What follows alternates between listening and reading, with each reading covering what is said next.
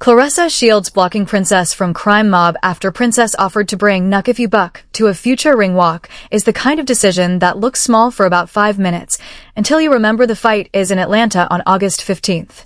The opponent is Kaye Scott. The venue is State Farm Arena. Latto has been announced for the entrance, and the entire city is now asking one uncomfortable question. How do you bring a major title fight to Atlanta, invite the culture into the building, and then shut the door on one of Atlanta's most recognizable fight anthems?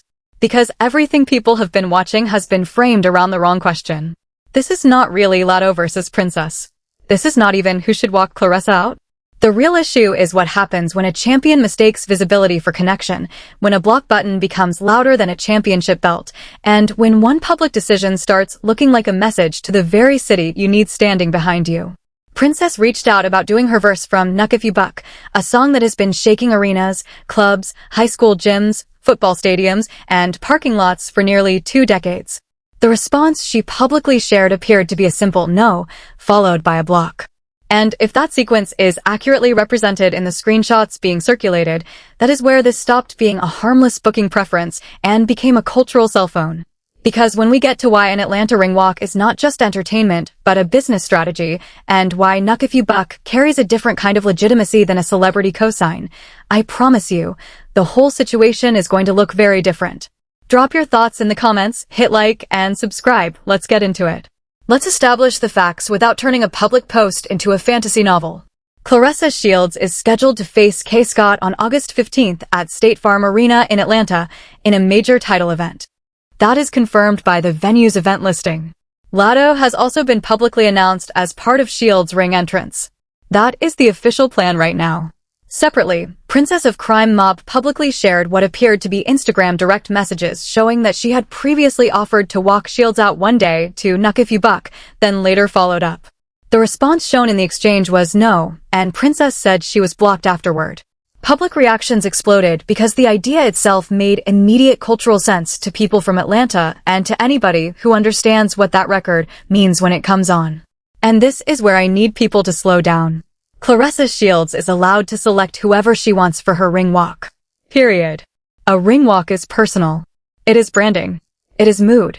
It is fight night psychology. Nobody is entitled to that spot. Princess is allowed to offer. Claressa is allowed to decline. That part is not complicated. But the block? If the public account of that exchange is accurate, that is the part people are reacting to. No, thank you would have been clean. Silence would have been clean. A respectful decline would have been clean. But a hard no plus a block creates a second story.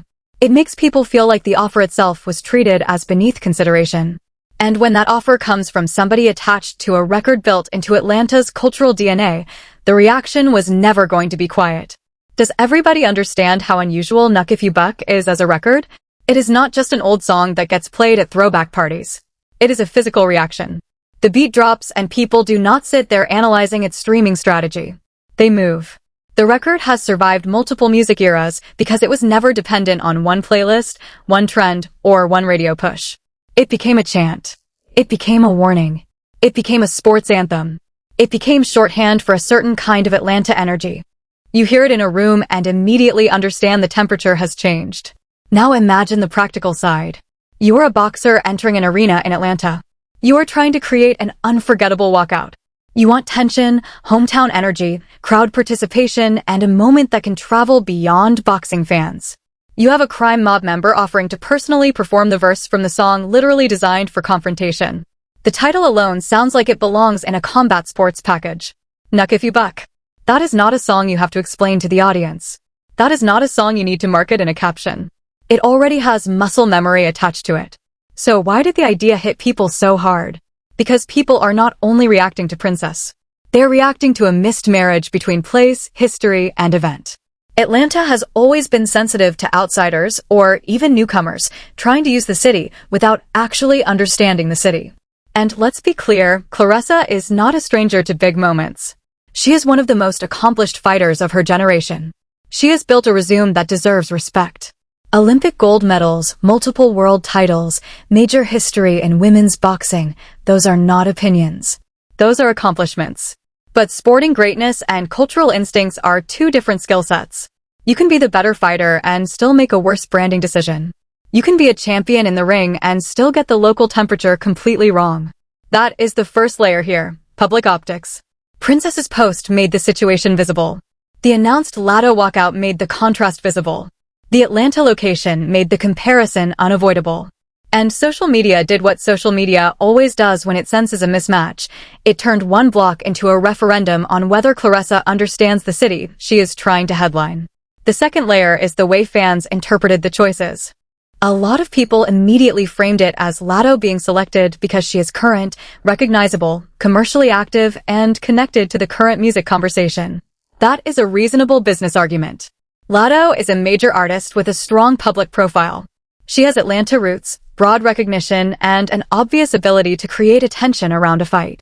If the goal is press coverage, cross-promotion, and a ring entrance with contemporary celebrity appeal, that makes sense on paper. But paper does not jump. Paper does not scream. Paper does not make an entire arena feel like the floor just dropped out from under it. Princess and Knuck If You Buck represent something else. They represent local memory. They represent people who remember when the song was new, people who grew up hearing it, younger fans who know it because it never really left. This is why the comparison became so volatile. It was not that Latto has no value. It was that fans felt the city had produced a perfect fight night moment, and the block button champion apparently looked at it, said no, and then hit the eject button like the offer came with a virus attached. Listen, I just have to say this. A block is not always just a block when you are a public figure. A private person blocks somebody nobody cares. A celebrity blocks another recognizable public figure after that person publicly offers support for a major event, and suddenly the block becomes content. It becomes evidence of temperament. It becomes a symbol. It becomes a meme. It becomes people saying, see? This is exactly why. Whether that is fair or unfair is beside the point. It is how the public works. And Claressa's supporters are going to say, she doesn't owe anyone access. Correct. She can choose Latto. Correct. She may have personal reasons. Also correct. But there is a difference between defending someone's right to make a choice and pretending every choice is strategically brilliant. Sometimes a person has every right to make a decision and still makes the decision that hands critics a microphone, a spotlight, and a full weekend's worth of conversation. Because now the story is not only that Latto might walk Claressa out. The story is that the Atlanta anthem was allegedly offered, declined, and shut out. That is an entirely different narrative. And you cannot blame viewers for seeing the irony. A fighter preparing to walk into combat reportedly blocks the woman connected to one of the most iconic fight songs ever made. You could not write this more dramatically if you tried. And oh, do I have more?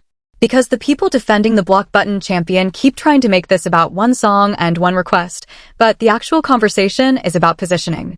It is about whether a boxing event in Atlanta is being built for Atlanta, or whether Atlanta is simply being used as an expensive backdrop for a celebrity announcement. And the next point is where this gets uncomfortable for the "a celebrity cosign fixes everything" crowd. Because a ring walk is not just a walk. It is a commercial, an identity statement, a crowd test, and a signal to every local fan deciding whether this night belongs to them. Think about what a boxing entrance is supposed to do. It introduces the fighter before the first punch lands. It tells the audience how to feel.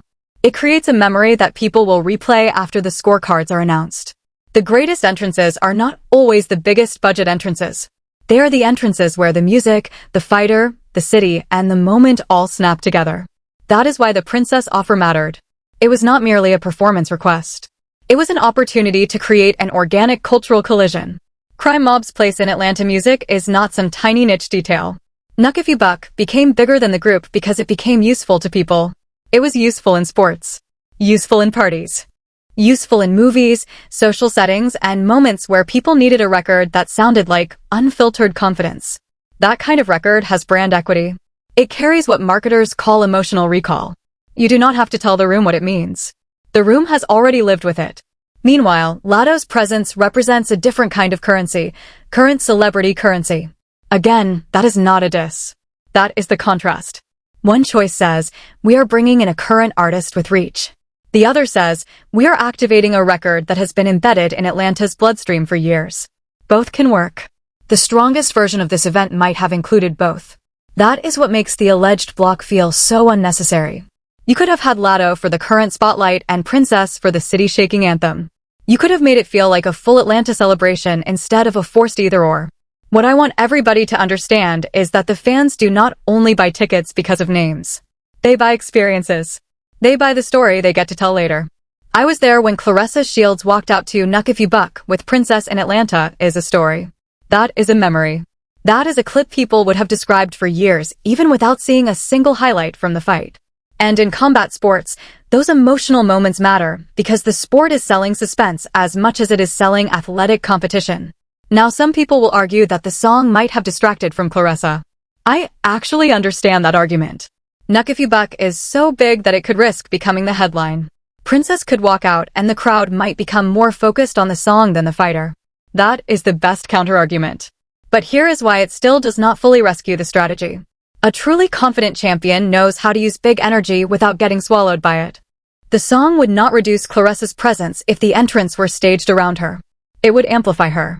It would turn the crowd's anticipation into momentum headed directly toward the fighter. While the block button champion is reportedly turning an obvious Atlanta moment into a public relations debate, Princess is sitting on a song that still moves people without needing a single trending hashtag. That is the contrast right there. One side is trying to manufacture a moment. The other side already owns one. And I need to bring up the community reaction because that is where the temperature changed. The public chatter around Princess's post was not just people laughing at a celebrity block. It included people saying the offer was a great idea. People asked why a fighter in Atlanta would not embrace that kind of local energy. Other voices made jokes about the block itself, but beneath the jokes was a real criticism. You do not alienate local goodwill before a major event unless you are prepared to replace it with something stronger. This is where the reluctant truth-teller in me has to step in, because I have watched this happen in music, in sports, and in reality television again and again. People confuse attention with affection. They see engagement numbers and assume the crowd is with them. They see their name trending and assume the trend is translating into ticket sales, loyalty, or respect. But attention can be hostile. Attention can be sarcastic. Attention can be a room full of people watching you make a mistake in real time. Does a Latto ring walk generate attention? Absolutely. Does a Princess and Knuck If You Buck ring walk generate attention? Yes, but it also generates emotional participation. That is the distinction. One is a headline. The other is a hometown eruption. And those are not the same thing. Now, let's hit the pattern interrupt, because we have talked about music, personalities, blocks, and public embarrassment. But this is bigger than a messy social media exchange. This is where we leave the culture conversation and walk into the business conversation. Because the real question is not who is the better song. The real question is why boxing promotions repeatedly misunderstand how to turn cultural moments into durable business value. Combat sports has a unique problem. Unlike team sports with dozens of home games, a fighter may have only a few major public nights each year. Every appearance has to carry more weight. Every press conference, every interview, every face-off, every ring walk, every sponsorship placement, it all has to build the fighter's brand because there are fewer opportunities to do it. That means a ring entrance is not just decoration. It is a high-value asset. It is a branding transaction. The first systemic angle is event localization. If you bring a fight to Atlanta, you cannot simply rent an Atlanta building. You need to understand Atlanta's language. Local relevance is not about putting ATL in a promotional graphic and finding a rapper with a large follower count. It is about choosing symbols that make people feel seen. Sports franchises understand this. That is why teams build local traditions, local partnerships, local food, local personalities, and local music into their experience. They understand that fans want to feel like the event belongs to their city, not like the city was selected because it had an open date on a calendar. The second systemic angle is audience conversion. A celebrity appearance may generate a spike in social attention, but the promotion still has to convert that attention into ticket buyers, pay-per-view buyers, subscribers, and future boxing fans. A current artist's fan base does not automatically become a fighter's fan base. The key is overlap. The deeper the cultural fit, the more likely people are to stay engaged after the entrance ends. Knuck If You Buck has an overlap with sports culture that is already proven by years of real-life use. It does not need the audience to be a crime mob superfan. It needs them to recognize the energy. The third systemic angle is narrative ownership. When an event has a clear story, the promotion owns the conversation. When the story is muddled, social media owns it for them. Look at what happened here. Instead of the entire conversation being, Claressa Shields is bringing a major title fight to Atlanta with Latto, a competing narrative emerged. Why did Claressa allegedly block Princess after she offered the most obvious Atlanta fight anthem possible? The promotion did not choose that story. But once the public saw the alleged exchange, it became impossible to ignore. That is why public relations experts warn against making unnecessary enemies, especially in a local market. You cannot control every online reaction, but you can control your response. You can respond with grace. You can say, love the song, appreciate the offer, but we are going in a different direction. That would have closed the loop. Instead, the alleged block opened 3 new loops. Why block her? Was there another issue? Did somebody advise this? And is the team even aware of how it looks? Now I want to be clear, we do not have verified access to private conversations beyond the screenshots and public posts being discussed. There may be context that has not been shared. There may be reasons Princess and Claressa are not publicly discussing. Nobody should invent those reasons. Nobody should turn a block into a criminal case. But the visible facts are enough to discuss the optics because public figures live in the space between intention and perception. Claressa may have intended nothing more than the public perceived dismissal. And in business, perception has consequences. This is only the start of the truth bomb. The alleged block is not the catastrophe by itself. The catastrophe is what the block represents, a promotional mindset that treats cultural connection like a disposable accessory instead of a strategic asset. The block button champion did not merely decline a performance. If the circulating account is accurate, she rejected a bridge. And bridges matter when you are trying to grow women's boxing, bring new viewers into the sport, and convince a city to care about an event beyond the names on the poster. The major truth is this: Claressa Shields does not need Princess to validate her greatness. She has already done enough in boxing to be respected as an elite champion. But greatness does not protect anyone from bad optics. It does not protect anyone from making a move that feels petty. And it definitely does not protect anyone from Atlanta deciding that a moment should have been handled differently. The reason the Princess situation has legs is because it exposes the gap between individual achievement and collective connection. Claressa's resume is individual. She fought for it. She earned it. She deserves it. But an arena event is collective. It requires a promoter, a venue, a city, artists, fans, media, sponsors, and a sense that the night is bigger than one person. When you push away a natural cultural collaborator, you risk making the event feel less collective and more like a celebrity island. That is why people are talking about the block more than the fight announcement. Not because the title fight does not matter. It does. Kaye Scott matters. The stakes in the ring matter. The athlete's preparation matters. But the block gave people a simple, emotional story they could understand in one sentence. A member of Crime Mob offered Knuck If You Buck for an Atlanta fight walkout and got blocked. That is social media gasoline. It is easy to repeat. It is easy to joke about. And it is hard for any later marketing move to erase. Listen, I am not saying Claressa needs to panic. I am saying she needs to recognize the difference between winning an argument and winning a room. Those are 2 different victories. You can hit block, keep moving, and technically owe nobody an explanation. But you can also lose the softness of a room that was ready to celebrate you. That is the risk. And the hero resolution here is not about turning Princess into a victim who needs saving. Princess did what artists are supposed to do. She made an offer connected to her catalog, her city, and an opportunity. Then when the alleged response became public, she turned an awkward moment into visibility. That is veteran instinct. She did not need to scream, threaten, or manufacture a fake feud. The offer itself did the work. The song itself did the work. The public's memory did the work.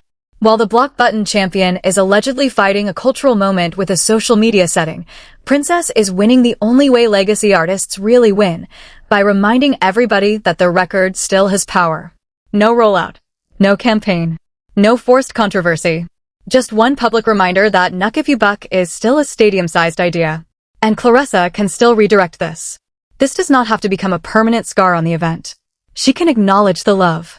She can choose to show respect for Atlanta's musical history. She can even find a way to include more local texture in the fight week experience. That would not be weakness. That would be intelligence. The strongest people know when a public moment needs more grace than ego. But if the event moves forward with no acknowledgement, no recalibration, and no sense of the city's actual temperature, then the public will make the comparison for her all night. Every time the crowd reacts, people will think about the song that could have been used. Every time a fan posts about Atlanta energy, someone will mention Princess. Every time Latto's name comes up, people will frame it as current celebrity versus organic culture. That may not be fair to Latto, who did nothing wrong by accepting a major opportunity. But that is exactly why decision-makers have to think beyond the initial headline. So keep your eyes on two things. First, watch whether the August 15th Atlanta event embraces more local voices as Fight Week approaches, because that will tell us whether the team understands the backlash. Second, watch whether Princess or Crime Mob responds again, performs Knuck If You Buck around the same time, or turns this entire rejection into an independent moment. Because if that happens, the song may end up stealing the conversation without ever stepping inside State Farm Arena. And that is the final irony. Claressa Shields is preparing for Kaye Scott, a real championship fight with real stakes, but the loudest pre-fight cultural conversation may end up being about the Atlanta anthem that reportedly got blocked. And what happens if Princess decides to prove, on her own terms, that the city never needed permission to make the arena shake?